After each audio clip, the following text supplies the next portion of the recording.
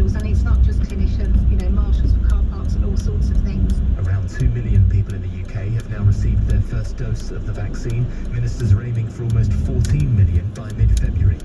The government's thought to be considering tightening England's lockdown over concerns people are bending the current COVID restrictions. The Daily Telegraph reports one option is to scrap the exemption, which allows people to exercise with someone from another household. The Health Secretary, Matt Hancock, says the NHS is probably under the greatest pressure it's ever seen.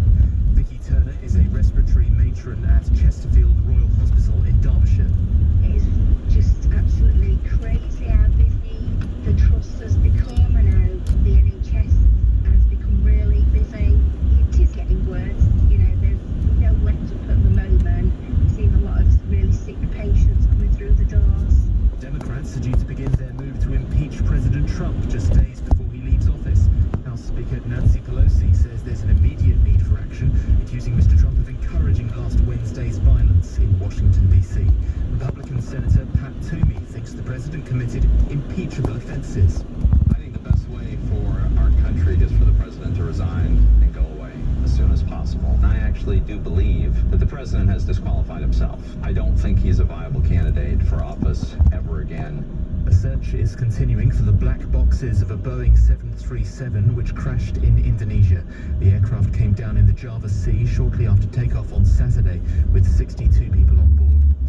Crawley will be in tonight's draw for the 4th and 5th rounds of the FA Cup. The League Two club beat Premier League side Leeds 3-0 yesterday, arguably the best result in their history.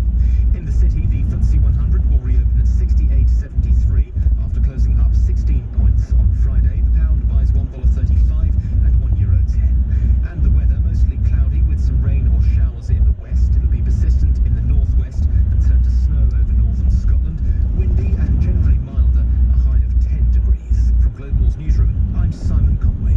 Hi there, small business owner. Your tiny QuickBooks team here. Self-assessment season is upon us. We make it so quick and easy. You might even enjoy it. But seriously, let's get it all sorted before the 31st of January. For available tax products, visit quickbooks.co.uk. Your self-assessment. Get with QuickBooks.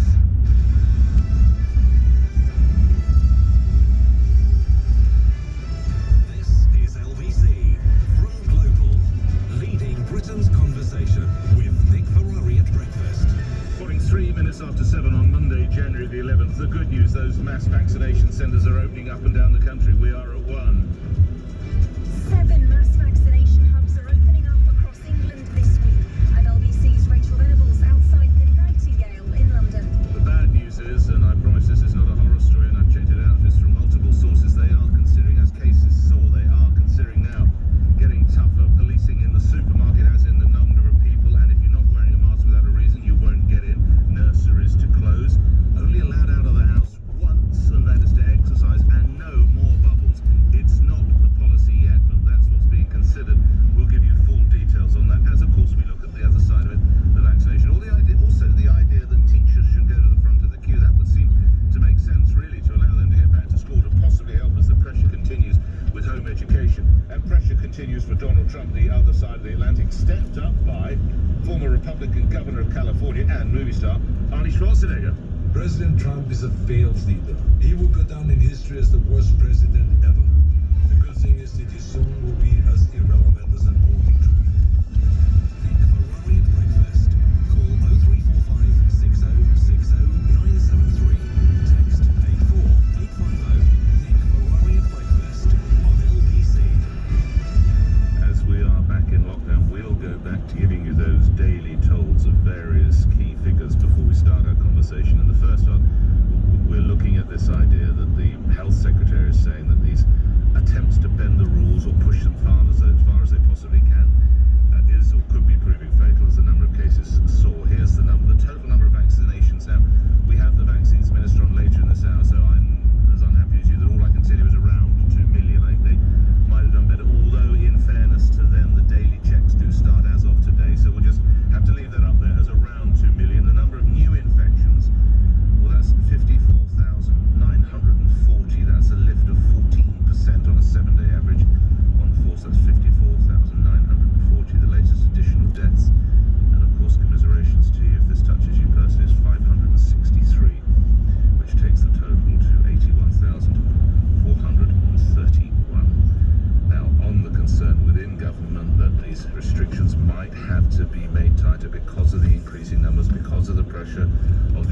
NHS. LBC's political editor Theo Usherwood reports. Theo.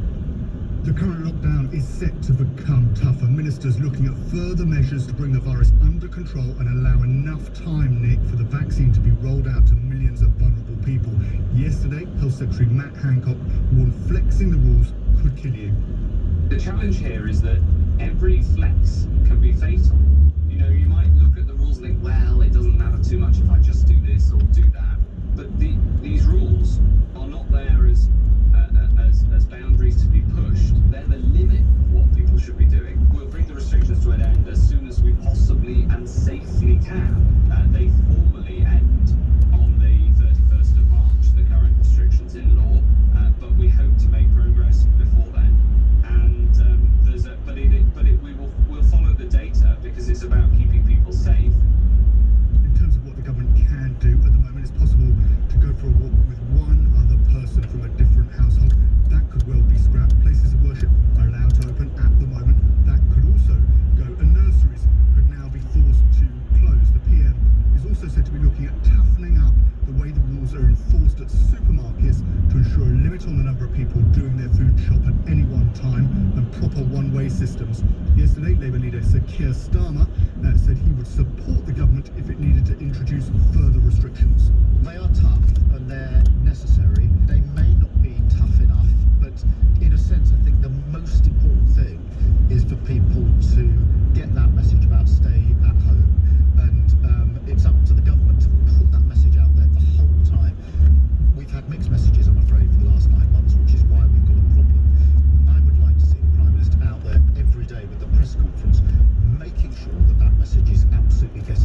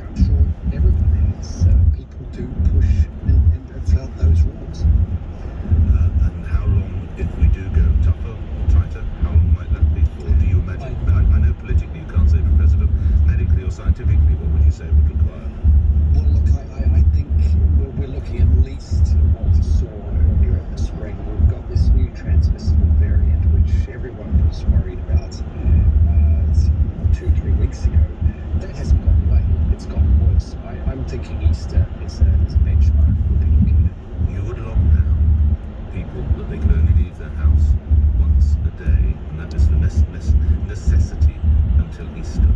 I'm not saying lockdown until Easter. I'm saying that we need to look at the numbers until Easter with a lockdown up until then. But this new draconian, lastly, this new draconian idea where nurseries are closed, you're not allowed to leave your home, you can only leave your home once bubbles are suspended. How long might that be necessary? That's pretty much what we had in March, April, and I think we're looking to until March with that. So that's again for 6-7 weeks, something like that. Yes, yes. Well, I'm grateful for your time. Thank you. Let's hope if it is necessary, it isn't as necessary for long, because I think the impact in emotional health would be phenomenal. Gownaplain, thank you. You're Professor of Molecular Immunology at London Metropolitan University. You're Honorary Senior Research Fellow at Imperial College. Let's bring into a conversation Angus Dalgleish, who's Professor of Oncology at the University of London, a consultant medical oncologist at the Cancer Centre of London. And of course, immediately going through my mind with the emotional health issues, I think I mentioned, Professor, but then there are of course other conditions such as cancer. Your reaction to what appears to be growing and gaining strength in the wind. Good morning, sir. Good morning to you, yes indeed. Yes, I mean, one of the problems with the lockdown is, and it's inevitable because of the number of patients I'm having to deal with, is we get back to the fact that we can no longer look after other patients with other conditions in the same way that we would like to. And I think this has to be borne in mind. It's always kind of brushed aside, but we're now dealing with millions of people who have not been screened, and there's early treatments being delayed, and they are going to be major casualty figures at the end of the day, and they are being ignored. Not that we've got to be very, very careful with dealing with this virus, which is more infectious. And I think that Chris Whitty was saying that people should act as if they are infected. I think another way of looking at it would be to be a bit more selfish and look at everybody you're coming into interaction with, that they are infected and they can give it to you. I think that's the type of message we need to be getting over, as opposed to compulsory further lockdowns, lockdown. How would you advise getting that message into people's psyches, Professor? I think that one of the many messages that have been rolling out across the media is, basically treat everybody that you go out there that they could be infected, and stay away, keep your distance, etc. Now, I would actually like to bring up one other thing that I just seen some data on it. I've been banging on, as people would say, about the importance of vitamin D. I've been going on about it to the government and everybody, and I see in recent data only released this weekend that of all the countries, one of the ones that has the lowest in the entire world of the infection rate and death is Finland. And I look at, what do I know about Finland? It is the only country that actually supplements vitamin D in the nation's food supply. And I believe this is the main reason that they haven't got it. Our government has been talking about vitamin D, referred it to the Special Advisory Committee on Nutrition, who've advised that certain people be given 400 units. Well, I know as a cancer physician, 400 units does absolutely nothing. Why haven't they addressed this one thing, that if you do get infected, it is the least likely, it's the most effective way of making you least likely to go to hospital and die. If you've got a very good vitamin D level, it can and will protect. And yet that is the reason why so many people go to the hospital are very ill and dying, because they've got very low vitamin Ds. How interesting. Thank you so much for that on vitamin D. The person in my life is making me take it. I wonder what she was doing. So clearly it's trying to keep me alive. You're always a bit nervous when she hands you drugs first thing in the morning. I'm grateful to you. Thank you. Angus Dalgleish, Professor of Oncology at the University of London, consultant medical oncologist at the Cancer Centre in London. We will, of course, take your reactions to this. How does it strike you? You'll be allowed out of your home once a day. Support bubbles gone. You'll have to wear a mask when you leave your home. Have to. Even if you're just walking down to post a letter. If you're short post letters, I don't know, nobody even does these days. We'll look at that. Also, there is other news. British Gas, helping you look after your home. It was not been so easy because engineers have been on a 5-day strike since the end of last week. What lies behind that with a company that makes over £900 million operating profit? Details to come.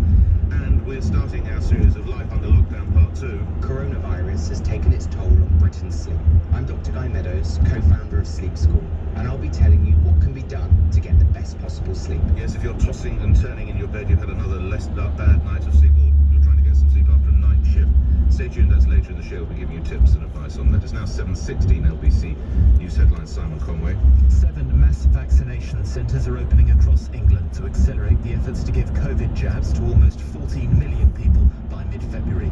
Ministers are reportedly considering tightening the lockdown over concerns people are bending the current restrictions. And Democrats are due to begin their move to impeach President Trump just days before he leaves office. The weather milder but colder in the far north with some rain and snow, a high of 10 degrees. LBC Travel, I'm Joanne Webb. All lanes closed on the M25 anti-clockwise at junction 27 at the M11. There's been 2 separate accidents on that stretch. That's why it's so busy on the approach. Delays now on the A13 eastbound to the Wellington interchange. That's because of the emergency repair works, where only one lane is open. And then eastbound as well on the A13, one lane's had to be closed at the Ferry Lane interchange in Raynham, and that's because of an accident. Very slow on the A2 westbound to the Danson interchange from Dartford Heath. That's because of the works, and Lambeth Bridge stays closed southbound. On the underground, the Northern Line can't run northbound between Kennington and Camden Town, and Elephant and Castle Station is closed. This is LBC. At Sainsbury's, we're doing everything we can to keep our colleagues and customers safe. You must wear a face covering in our stores, unless you are exempt. Shop alone whenever possible, and keep a safe distance from other customers and colleagues. Only shopping for what you need will help make sure there is enough for everyone. And if you're shopping for someone else, our volunteer shopping card can help you do so without needing to use cash. Thank you. From Sainsbury's. Call Nick Ferrari now. 0345 6060 973 LBC. Many people struggle with loose and missing teeth. Often their dentist has told them nothing can be done. Let the TEC team restore teeth, your smile and your confidence with our award-winning Smile in a Day dental implant treatment. Book your consultation today. Visit smileinaday.co.uk. Now then, egg and cheese McMuffin or bacon roll? Did you know you can order ahead, contact-free, by downloading the My McDonald's app? Simply select some of your favourites from our menu and we'll start preparing them when you're nearby. Nice. From 5 a.m. to 11 a.m. at participating McDonald's drive-thru restaurants only. 16 plus. Do not use the app while driving. App T's and C's apply. People living with dementia and their carers have been among the hardest hit by the coronavirus pandemic. At Alzheimer's Society, we're working tirelessly to provide support to those who need it most, but we need your help. This June, take on Trek 26, an epic trek through London with others who know just how tough dementia can be, taking in some of London's iconic sights. Sign up today, search Trek 26 and use the code RADIO for a discount this month. Okay, listen up. We're going for a high press. If their wingbacks start to dominate, revert to a midfield diamond. Unfortunately, Pension B can't make you football coach confident, but we can transfer most old pensions together into one simple online plan. So all your retirement savings are invested in one place for easy management. I said midfield diamond! Pete, there are only 5. Be pension confident. Download the app or visit pensionb.com to sign up. Authorised and regulated by the Financial Conduct Authority. Capital at risk. These are not just eggs. These are M&S eggs. Always 100% British. Always free range. Just 90p every day. We have hundreds of remarkable value products to enjoy. This is not just value. This is here to stay every day. Remarkable value from M&S. All our stores are open. Nick Ferrari at breakfast on LBC. Call 0345 6060 973. There are other stories around, and we will reflect on not least the strike going on with the British gas engineers, and also what's being seen over in Washington. Let me take you through the front page, which, having said that, will reflect aspects correctly of coronavirus and what we were talking about. Ministers consider tightening lockdown as the front page of the Daily Telegraph. The Daily Mirror perhaps giving us a little more height. The big jabs fight back starts today. Wax the way to do it is the Sun. What do you mean wax? Oh, vax. I'm so sorry. I misread that. Vax the way to do it. Vax the way to do it is the front page of the Sun. Okay. Front page of the Guardian is perhaps kind of more cautionary note. Stricter rules could be on the way as mass vaccination centres open. The Times has the line that we've already told. Shops told to get tough on the COVID rule breakers. This is if, of course, You don't socially distance, or you attempt to enter a supermarket without a mask and you haven't got a valid reason, they're being ordered to clamp down. Super hubs to turbocharge jabs from today is the positive note from the Express. The Eye says stop bending the rules at the supermarkets. The Metro looks at the policing aspect of this. Covidiots, goad cops, and this is some, it would appear to be, they are all, I don't see any men involved here, there may have been other boys, but anyway, the people who are photographed are women on the seafront of Bournemouth, one of whom actually gets arrested and has her hands, I don't know whether she's handcuffed or whether it's one of those plastic ties, but that would seem fairly extraordinary, necessary to do that.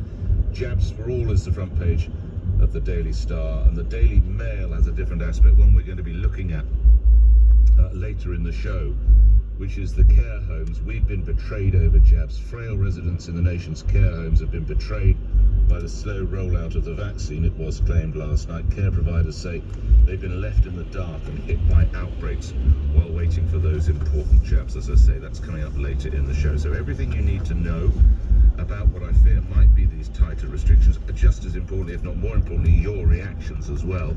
Paul, you'll be the first caller on that, but we must reflect there are other stories, and there's a very big story which arguably has not had enough attention, and it's very difficult, of course, to get out from under the all-encompassing grip of COVID and various aspects, which is the strike that's been going on with British gas engineers. Now, this is a dispute over new contracts. Thousands of staff walked out in response to an attempt by the firm to push through pay cuts, according to the union, you'll hear in a moment, and by threatening to fire workers.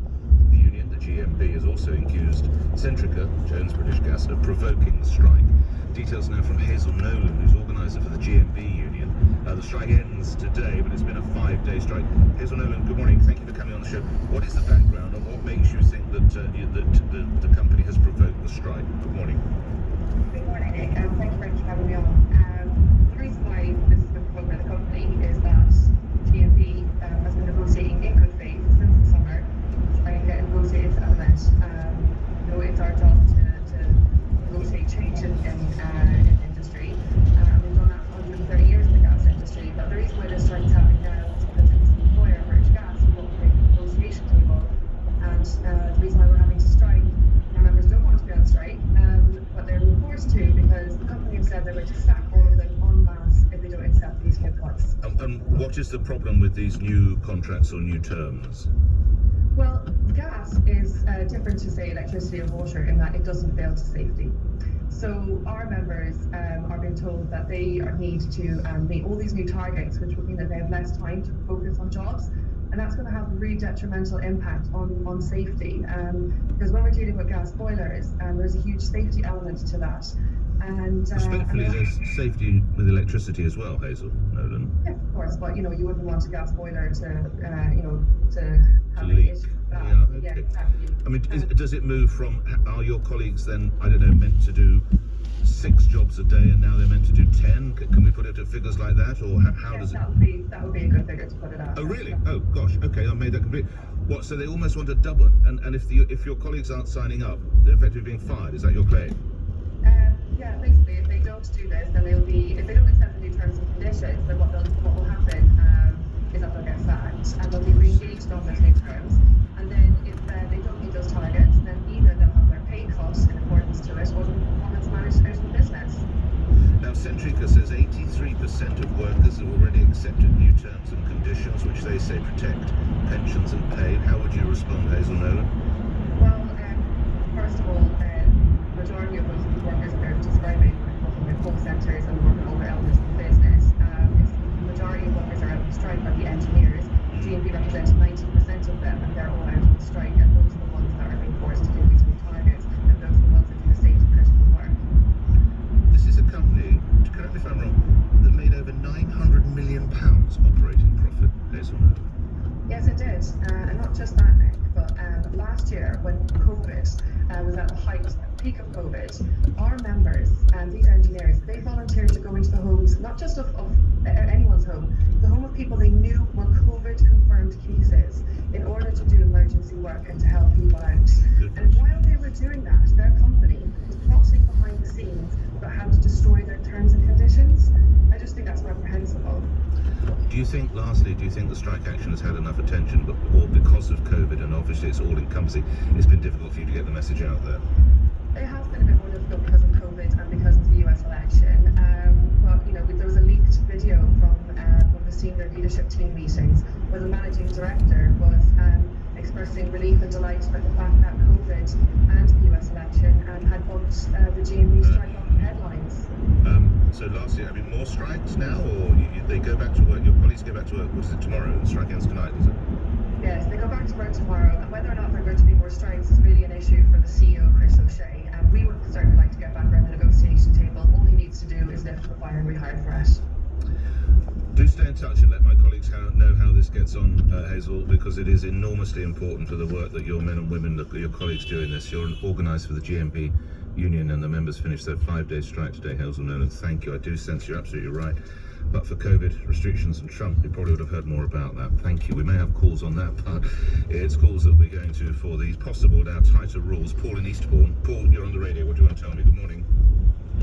I think the government have got this totally wrong. They're putting a lot of people's lives at risk by saying exempt. This exempt rule it needs to be enforced, but proper exemption, and not by just downloading off the internet a little exempt form or walking through a supermarket saying, I'm exempt. Right. Or how should exemption be proven? Well, either by actually wearing a lanyard or by really being exempt. But you can just buy those lanyards, can't you? I don't know, Paul. I know. This is where they've got it wrong. Look, so, should be sorry, you said... Oh, mate, you can't see the doctor now. It's only just because you've got cancer. Okay, by telling the truth. The police are out there. Nobody's stopping people. Okay. And they're putting people's lives at risk. They really are. When you say... My dear chap, when you say telling the truth, it's a very noble intention, but do you honestly believe everybody would? No.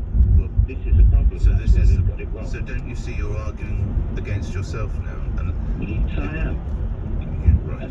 And so what I'm trying to say is they got it wrong in the first place by saying to people, yes, we hope you tell the truth. Right. They're not telling the truth. But do you want everyone stopped on street corners for not wearing a mask? You do? No, I don't want everybody, because I believe, like you, in the freedoms that we've got. Dead right. And the freedoms that we've got have been eroded because people aren't following the rule. You're absolutely right there, Paul, because that is what allows them to get even tougher. Paul, thank you. I'm only finishing to get others involved. Gareth in Telford. Would you want to get tougher, Gareth? Good morning. Well, the problem, I'm quite distressed to hear regarding nurseries this morning, and the reasoning behind that. Well, it's not confirmed. It's not confirmed yet, matey, but yeah. Not confirmed, but if it does happen, I'm a key worker, my wife's a key worker who's been in hospital with a spinal injury for 4 weeks now. Gosh, I'm sorry. And we've got very little support. We've got elderly relatives, but I don't